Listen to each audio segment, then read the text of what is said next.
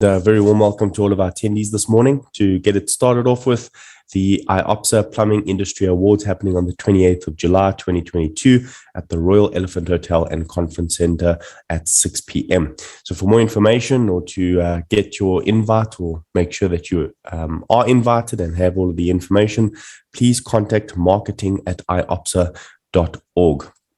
Then also the reminders for continually preventing COVID-19 is also to wash your hands regularly. If this is not available, please use an alcohol-based hand sanitizer. Avoid touching your eyes, nose, and mouth with unwashed hands. Adhere to your social distancing. Cover your cough or sneeze with a flexed elbow or tissue, and clean and disinfect frequently touched objects and surfaces. If you can, please do your part and get vaccinated. So this morning we are talking about safe working procedures and safe operating procedures. Now, we did mention that we have quite a few templates designed already for this. These templates are in Word document. So if you have had a chance to perhaps download that one from the chat, it's in Word document and you can change it. We are going to go through some of the information in that document a little bit later on in the slides, but we do have quite a few safe working procedures, all based on the plumbing industry. In fact, we've got some for construction, we've got some for electrical.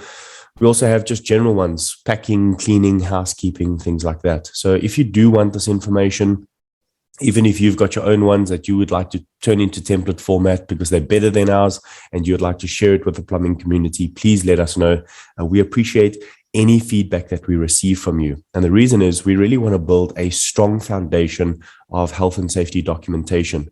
Not only that, we want to try and build health and safety documentation that we can actually issue free of charge, because there's a lot of information out there that is already designed. It's already put out there. So why not just offer it to the various plumbers? And so even though we offer a lot of entire health and safety files, in fact, we've got a whole template health and safety file free of charge for IOPSA members, we also encourage you to please give us feedback on your side.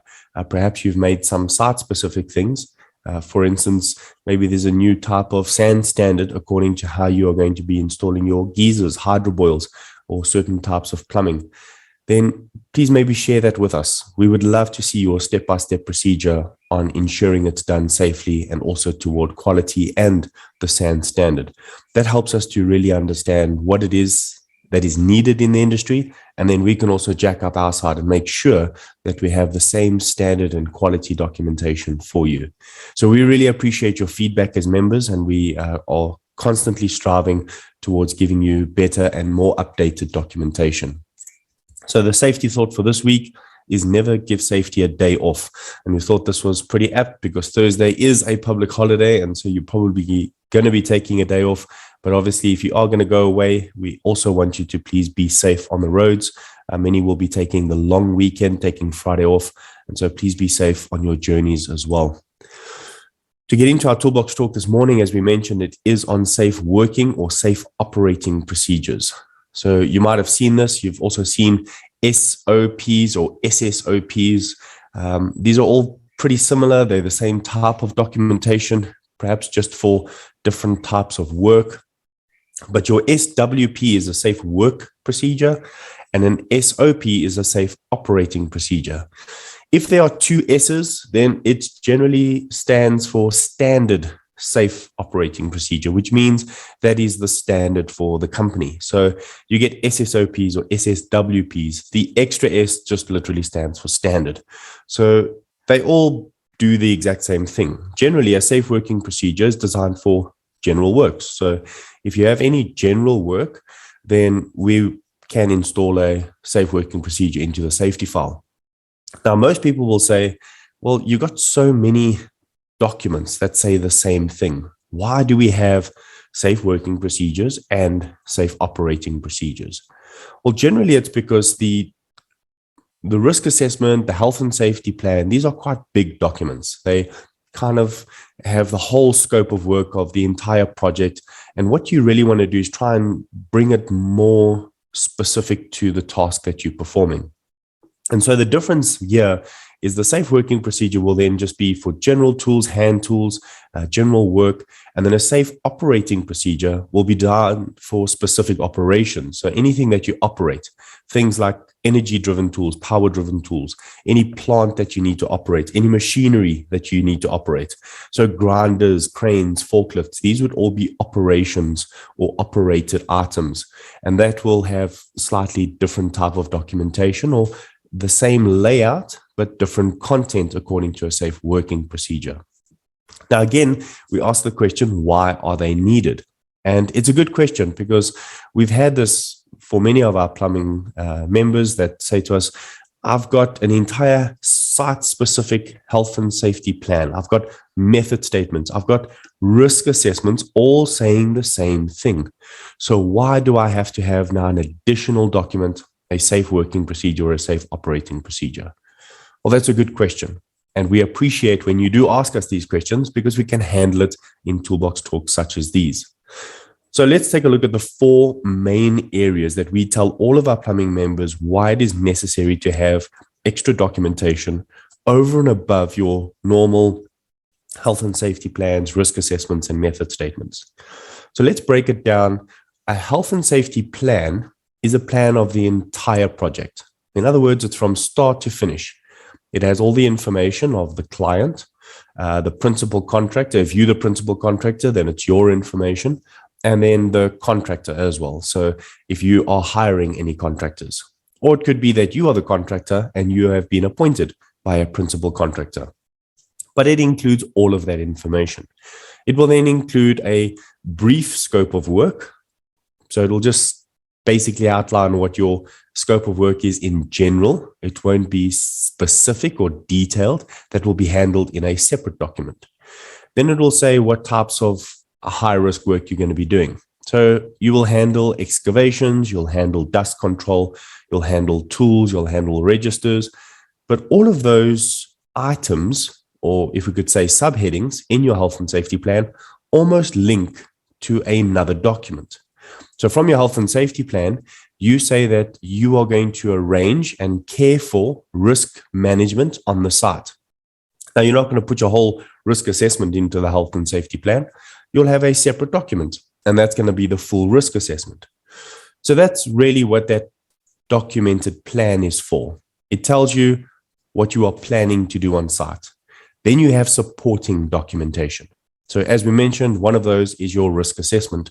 Another one could be a full protection plan. Another one could be the method statement and a detailed scope of work. Another one would be all of your legal appointments, appointing your 16.2, your 8.7, your 8.1, that type of thing. So all of those are now supporting documentation to the health and safety plan. But all of that is also not 100% specific to each individual task. Again, your method statement will tell you about the entire task. That's a step-by-step arriving on site, materials arriving on site, unpacking, performing the work, performing housekeeping, cleaning up the site and exiting the site. So that's the entire thing. And you have it very detailed, but you're not going to take out that method statement every single day to train your staff on what is being done for the day. And so part of continual risk management in health and safety is that it needs to be continual. And so we call our safety files live files because they have energy. They should be breathing every single day. They should be alive and something's being done with it. And so a method statement is great for the beginning of a project or beginning of some sort of task that you're performing for the entire project. But then once it's signed off, you kind of leave it in the safety file. So how do we then continually monitor and continually train the staff on safety measures? Well, there's things like Toolbox Talks, like we have for this week, but then it's also only weekly. So then they introduced a daily safe task instruction. This is a mini risk assessment, and sometimes they even call it mini risk assessments on site. And so you will then have to say, what am I doing on site today? And tick off some of the risks and hazards that you're going to be facing, and then give a small method statement of what are the scope of works that you are performing, a few step-by-step items, and then you need to identify what is the PPE that I'm using. Am I using any hazardous chemical substances? Am I working at heights? You'll outline all the risks and hazards, and then check whether you have the safe working procedure in place. So this is where the safe working procedure comes in. So let's look at these 4 items. Why is it good to then have this supporting document, a safe working or safe operating procedure? Well, for one, it is a task-specific document, and it allows for more focused approach to safety procedures. So once you've signed off the entire safety file, a lot of the documents you might not need to look at again. So then you'll have a working file or a breathing file that you probably keep with you on site or go and fetch from the site office or fetch from your bucky in order to complete for that day. Things like checking your PPE, checking your stacking and storing, your housekeeping. And one of those items is going to be looking at your safe working procedure and attach it to a daily safe task instruction. So once you've done your mini risk assessment for the day, you then need to outline, how are we going to do this safely? Well, most companies say, instead of your employees standing around for an hour trying to figure out what the steps are to do it safely, they then create standard safe operating or standard safe working procedures. And these documents then are designed automatically for you to look at the steps, write the steps on the DSTI, and change it if necessary. So that's why we give you template documents. They're not written in stone. We're not telling you this is how you have to work. We're just saying that this is generally the accepted way of working with that specific task. So whether it be working at heights or working with a grinder, or in this case, working with a rock breaker or some sort of breaker to maybe get to some copper piping, or perhaps you're going to be breaking it open in order to check for water leaks. All of this has a procedure that needs to be followed. The second thing is that it gives you a chance for additional training. Now, we cannot stress how important this is, because all of the employees that work with you are not always directly involved in the safety file. You see, some of you hire me to do your safety file. So I'll then design a safety file, I'll give it to you, and you communicate that to your employees. But they are not directly involved in the compilation of the safety file. So we always encourage, obviously, our clients to go through the safety file document for document. And over the period of time, the more sites they do, the more safety files they order, the more chance they have of training the staff on what does the safety file actually say. And it starts with the documents that you have to fill out. Now, what we have seen is complacency sometimes takes over. So the more and more that the person does the job, the more and more the team leader then takes the document, they fill it in, just so that the safety officer will sign off for the day, or the client will sign off for the day that you can perform your work. So they're kind of isolating the employees. The employees are downstairs getting the tools ready, getting the equipment ready, and one person runs up to the safety officer or the safety department, perhaps in one of your corporate accounts, just to get the document signed off to work for the day. And that's really what safety has become. These small documents have become a pain. It's literally just, let's get it signed off so we can work. We want to change that and say it gives you a chance for additional training and implementation of your overall health and safety plan. So why not take the time out? It's going to be the exact same amount of time, because reading through the document and filling in the document yourself, you could just do that with the entire team. And perhaps it'll take you an extra 5 minutes to read through that document for the day and involve the team in what is being done. The third thing is that it sets you off on a safe starting point. So when your team arrives on site, they are already starting with a safety document. Now, some of you would say, well, this is a negative section, and some will say, well, it is a positive section. Well, how do you feel about Toolbox Talks in general? Well, if your attitude toward health and safety is that it kind of just gets in the way and it just needs to be done, well, maybe we need to try and change the way your safety behavior works. But if you feel, well, it's really necessary, then why not continually keep doing that? Even if it's just a few minutes every single morning to be able to get your team on the right starting point. You see, by doing it on the right starting point, we will then have achieved point number 4. It keeps the safety focus and prevents incidents from occurring. So those small, insignificant things that happen all the time that eventually lead to minor, major, and more catastrophic incidents can start being mitigated right from the start. Just a few minutes every day, taking the time out to focus on the specific task, to keep that additional continual training happening. Start off safely, finish off safely, and keep that safety focus moving throughout the project. So that's really why we need them. But how are they designed? Where do we get this information from? Well, it all starts with a risk assessment. So as we've mentioned in our Working at Heights theme for the past 2 months, working at heights is very dangerous. And so a risk assessment must be performed. In fact, a risk assessment must be performed for any scope of work that you perform. But high-risk works need more in-depth type of risk management. And so knowing what needs to be done, we then will be able to determine how it must be done safely. Now, within the risk assessment, it gives you certain control measures. These controls are where we actually take the information from to create a safe working procedure. So it's always good to have the controls that you have in your safe work procedure match what is said in the risk assessment controls. So you don't want two documents saying a different thing. Now, many will say, well, that's just copy and paste of exactly what says in the risk assessment. And that's true. You are saying the same thing that's in the risk assessment. But how many of you take a risk assessment every single day and go over the entire risk assessment before you start working? Nobody does that, because the risk assessment is for the whole project. So now what we've done is we've made a mini document, a mini risk assessment, a mini safe work procedure, something that is specific for the day. And that means that it is focused. It is targeted for one specific thing, so that you don't have to read through a whole entire safety document and kind of get bored and feel like this is not necessary. We take one specific document, one focused approach, and we match it up to what the risk assessment actually says. Now, the reason for that is you are then implementing the risk assessment controls. And so when it comes down to audit time, they can see that what is said in your overall documentation is actually being accomplished day to day. What we also want to say is when you design it, keep the language simple and precise. Make it simple to understand, simple to read. Yes, you can't make it in every single language.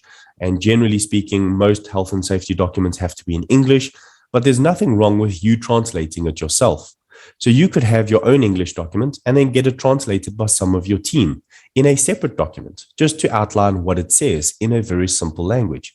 There's nobody that stops you from doing that.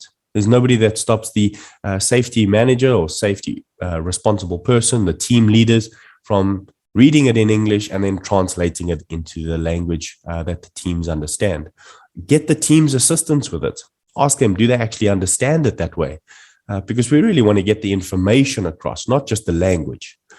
Then always include whether you need a permit for the day, licenses to perform the work, training, or any type of PPE. And we'll touch on that as well when we actually look at the physical document.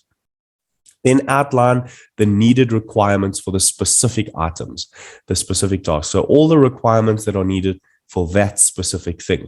Now, what are we saying? Well, if there's a SANS code that dictates how you need to do the installation of a geyser, add that into your safe working procedure. If you need a permit in order to use a hazardous chemical substance on site, then you need to get that permit. If you're working at heights, like we see on the left-hand side, well, then you might need a working at heights permit. You need to add that into your safe working procedure so that it supports the rest of the safety documentation. Now we ask, who should be involved in the overall management of your safe working procedures? Well, as we mentioned, we sometimes as safety consultants assist you with a compilation of the actual safety file and safety documents. Again, when we invite it to site, that's a lot better. Sometimes you say, well, you can't afford us to go to site, so just give us a generic safety file and then we'll change it as needed. But as many people as possible should actually be involved in the safety file. And that's why we love coming to your sites and speaking to your teams. Because the more employees you have involved, the better their understanding of what is needed and what should be done to execute a safe process is accomplished.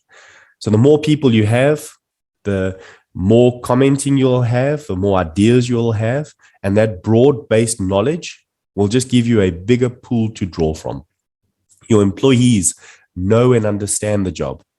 Also, it's a good opportunity to point out where improvements can be made. Because sometimes we don't actually know what our employees are doing until we watch them in the act. So supervision is a great tool in order to see whether the task is being executed in the correct manner, and then adjustments can be made. Now, all of us know that improvement is always a good thing.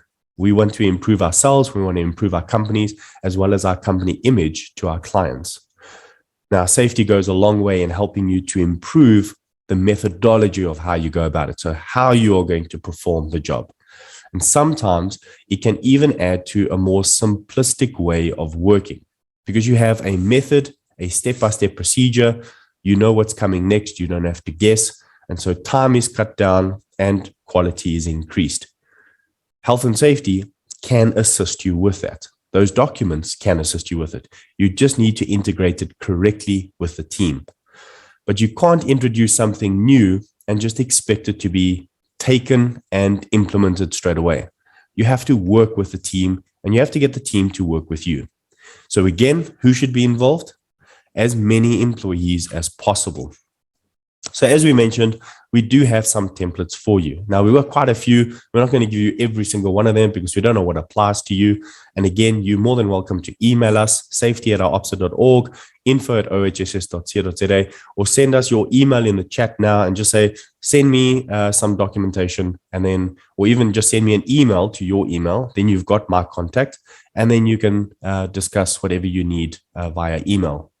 So we've designed a few templates, but again, not one color matches every palette. Not one shoe fits every single person. So it's called a template. You still need to make it specific to you. Now, we can give you some guidance, we can give you some assistance, and a lot of the information that we can assist you with has been designed specific to somebody else. And that's why we need your feedback.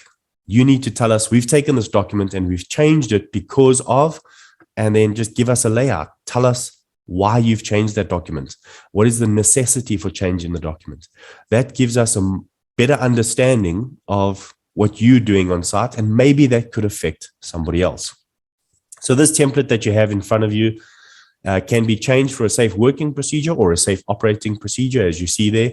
It's always a good idea to change your document numbers. So on the top right-hand corner, you'll see our actual document number.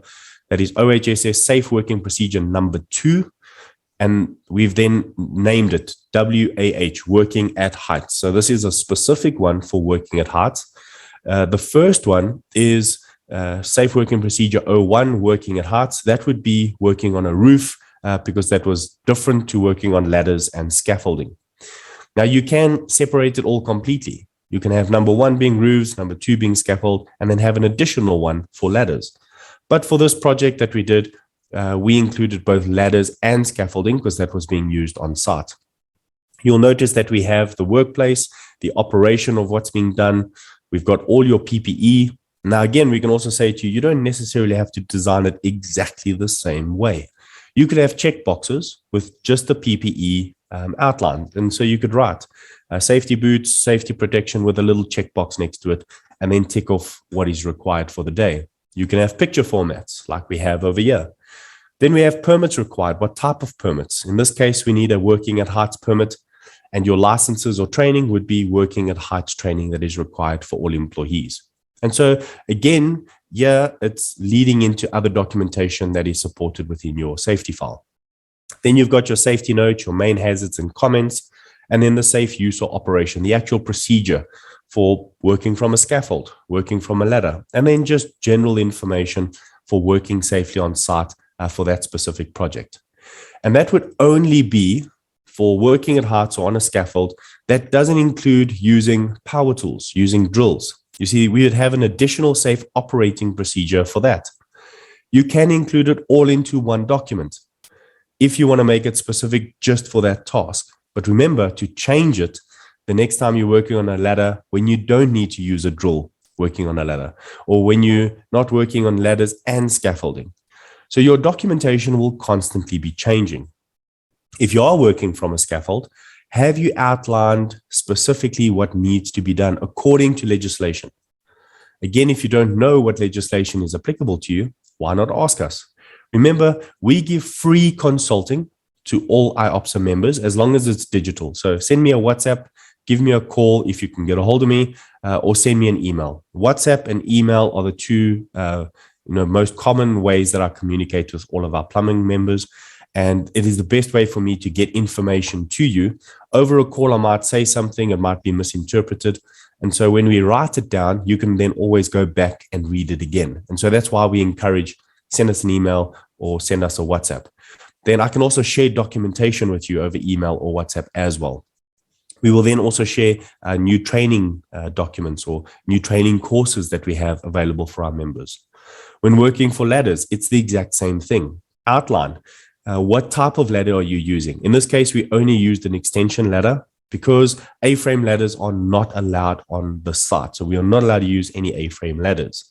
But if you are using an A-frame ladder on your site, make it specific to that ladder because it's going to be completely different to this scope of work. You see, you can say working from ladders and use this exact same document, but the safety person on site will then notice the differentiation between you using an A-frame ladder and your safe working procedure speaking about an extension ladder. So that's why we say these are template documents. If you need something specific, please tell us. We want to give you as specific documentation as possible, but we need your help. We need your feedback. And then we always include a general section in our safe working procedures or safe operating procedures. And the general is almost like a mini toolbox talk again. We talk about only using the right type of tool. We talk about checking registers, reporting problems, make sure your area is safe, securing your tools. Don't throw any object from working at heights. Keep your area tidy. Housekeeping. We try and speak about that on every single document we can. This just goes for that additional training. As we mentioned, why are they needed? They are so important to keep safety focus. So use the documentation to constantly monitor and control employees' safety focus, but be a part of it. Let your employees be a part of it and work together towards using documentation to continually improve your overall health and safety management. Now, next week, we're going to give you other templates. It's a template of a daily safe task instruction, as well as a template of a planned task observation. And we're going to tell you what is the difference between the two. Who is responsible for a daily safe task instruction and how do you complete it? And then who is responsible for a planned task observation and how do you complete that? And again, why do we need both of them? So if you are taking the long weekend off, we hope you have an absolutely amazing time. We know it's still cold, so please keep yourself warm and safe wherever you are traveling. If you are not going away and you are going to be working over the public holidays, we do appreciate that you take the time out and do that work, but we please say never give safety a day off. Even though it's a public holiday and the roads are a lot more open and the safety officer is not working this week, keep your side safe. Make sure you and your employees are safe all the time.